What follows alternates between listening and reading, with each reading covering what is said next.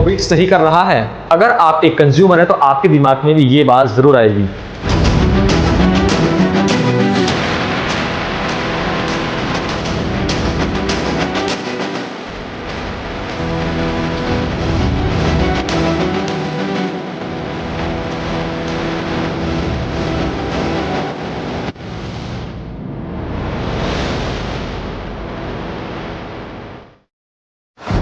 Hello दोस्तों, कैसे हो आप सभी? स्वागत है आपका एक और नई वीडियो में। तो भाई आज की वीडियो किसी कंपनी या किसी ब्रांड को बदनाम करने के लिए नहीं है और ना ही किसी ब्रांड के प्रमोशन के लिए।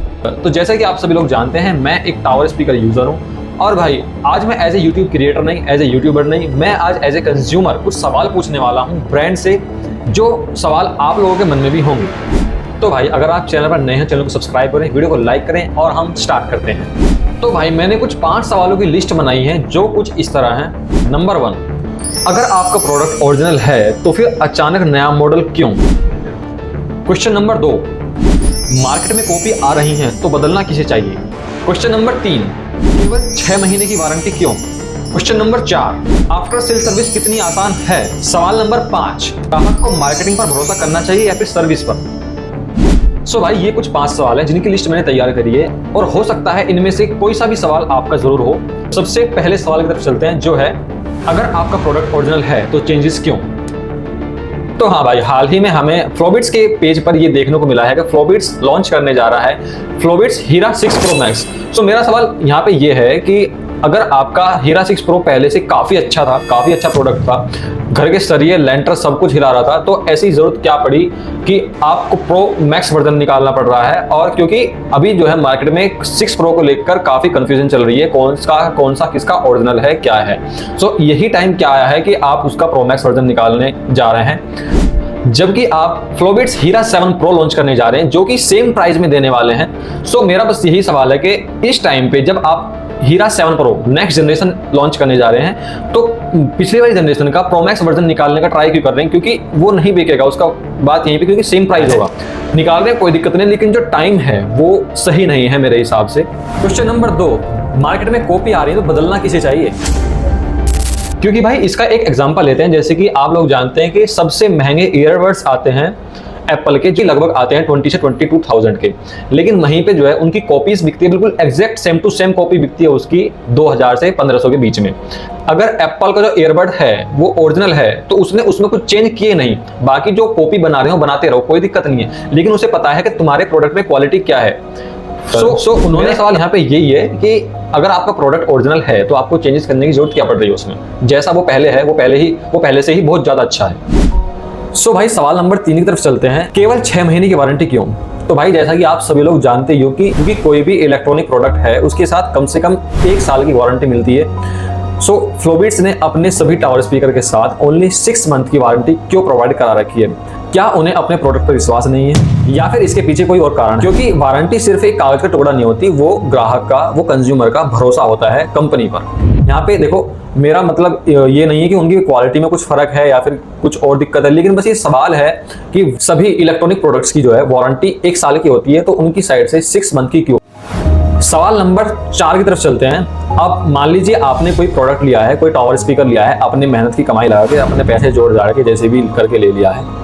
अगर उस प्रोडक्ट में कुछ प्रॉब्लम आती है, कोई छोटी सी प्रॉब्लम आती है, तो उसकी आफ्टर सेल सर्विस क्या है? फिलहाल कंपनी ये बोलती है कि अगर आपके टावर स्पीकर में कोई प्रॉब्लम आती है तो आपको टावर स्पीकर लेके उनके या तो फ्रेंचाइजी में जाना पड़ेगा या फिर जो दिल्ली में ऑफिस है वहां पे जाना पड़ेगा। अब छोटी सी बात यहाँ पे ये आती है, टावर स्पीकर कोई ना तो मोबाइल फोन है, ना कोई ईयरबड्स है, ना कोई और छोटा सामान है जो हम आराम से पॉकेट में रख के लेके जाएं और वहां पे से ठीक करा के ले आएं। टावर स्पीकरों को ले जाने के लिए, जो कि एक काफी हैवी चीज है, बड़ी चीज है, प्रोडक्ट को जब खरीद के लाते हैं तो एक कंज्यूमर को सोचना पड़ता है कि वहां से उसको कैसे लेके आएं। तो उसमें कोई छोटा सा इशू आता है तो उसी के लिए आप होम सर्विस ना देके उस टावर स्पीकर के पूरे सेट को वापिस से अपने हब पे या फिर अपनी फ्रेंचाइजी, अपनी फैक्ट्री में बुलाते हैं, तो ये मेरे हिसाब से तो सही नहीं है। और यहाँ पे मेरा सवाल यही है कि क्या कंज्यूमर को 40 से 50 किलोमीटर वापिस से अपना टावर स्पीकर आपके नियरेस्ट हब या आपकी फैक्ट्री, आपकी फ्रेंचाइजी में लेके जाना चाहिए रिपेयर कराने के लिए?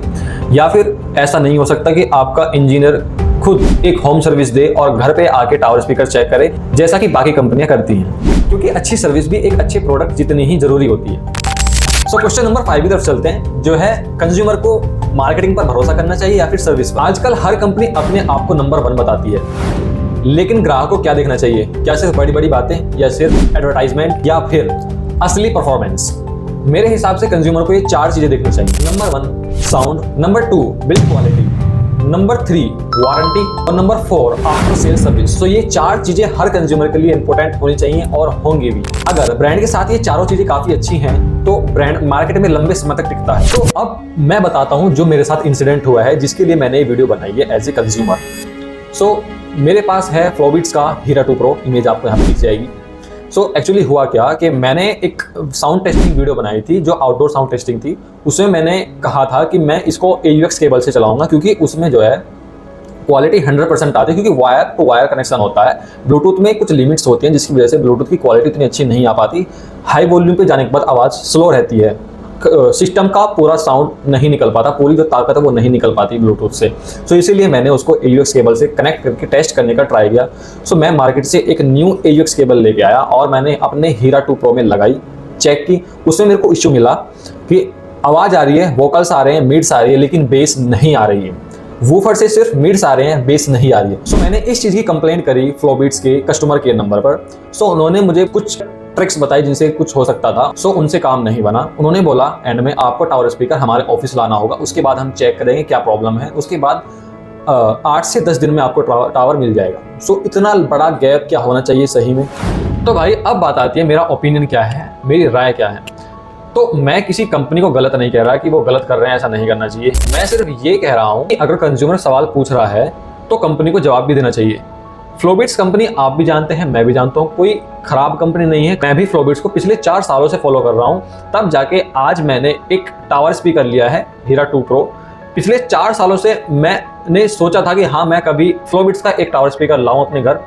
तो मेरा बस कहना इतना ही है कि मेरी तरह और भी कंज्यूमर होंगे जो पता नहीं कितने सालों से आपके साथ जुड़े हुए हैं, और अगर आपका प्रोडक्ट लेने के बाद उसमें छोटी सी प्रॉब्लम आती है और इनको फिर ऐसी प्रॉब्लम्स फेस करनी पड़ेगी, तो ये मेरे हिसाब से कंज्यूमर के लिए तो बिल्कुल अच्छा नहीं है। सो ये आफ्टर सेल सर्विस अगर सही हो सकती है तो सही होनी चाहिए।